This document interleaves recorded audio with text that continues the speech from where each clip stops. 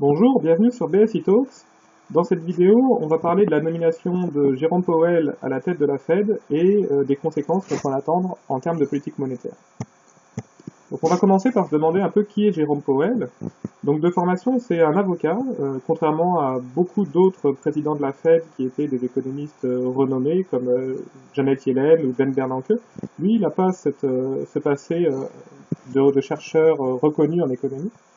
Alors cependant, il a fait toute sa carrière dans la finance, donc il connaît bien ces questions-là. Politiquement, c'est un républicain, mais un républicain plutôt modéré, et c'est d'ailleurs une des raisons qui peut expliquer qu'on l'ait choisi, puisque comme ça, il peut convenir un peu à tout le monde et discuter un peu avec tous les groupes politiques. Et même si c'est un juriste de formation, il a une solide expérience des questions de politique monétaire, il siège au conseil des gouverneurs de la Fed depuis 2012. Donc on va essayer de se demander un petit peu quelle politique monétaire on peut attendre de Jérôme Powell. Donc Jérôme Powell, en termes de politique monétaire, c'est ce qu'on appelle une colombe. J'ai mis entre guillemets ce terme de colombe, c'est un mot un peu jargonneux qui désigne les personnes qui sont plutôt favorables, on va dire, à baisser les taux d'intérêt pour relancer l'activité économique. On pourrait presque dire qu'ils sont plutôt keynésiens en fait dans leur approche de la politique monétaire.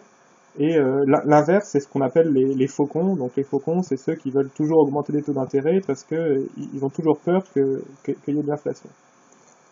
Donc Jérôme Powell, il est sur une ligne assez proche de Janet Yellen, et on peut supposer que sa politique monétaire va être un petit peu dans la continuité de celle qu'a menée Janet Yellen. Donc c'est-à-dire qu'on peut attendre un resserrement graduel de la politique monétaire, donc une hausse des taux d'intérêt, mais assez lente et assez étalée dans le temps. Il est peu probable qu'il augmente tout d'un coup très fortement les taux d'intérêt, comme certains faucons donc le préconisent.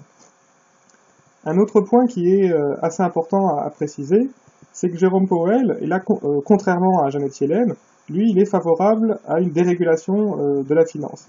Donc Donald Trump a toujours dit dans sa campagne et depuis qu'il est élu qu'il souhaitait déréguler la finance pour permettre aux banques et aux autres entreprises financières de prêter plus facilement, de faire des affaires plus facilement.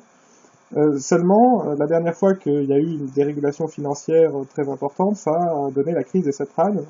Donc il y a quand même beaucoup d'économistes qui sont assez sceptiques sur l'intérêt et l'opportunité de déréguler la finance. Donc la question qu'on peut se demander, c'est si Jérôme Powell participe et favorise une dérégulation financière importante, est-ce que ça risque pas de créer la prochaine crise? Voilà, merci beaucoup de nous avoir suivis. N'hésitez pas à consulter les autres publications de BSI Economics et à bientôt pour de prochaines vidéos.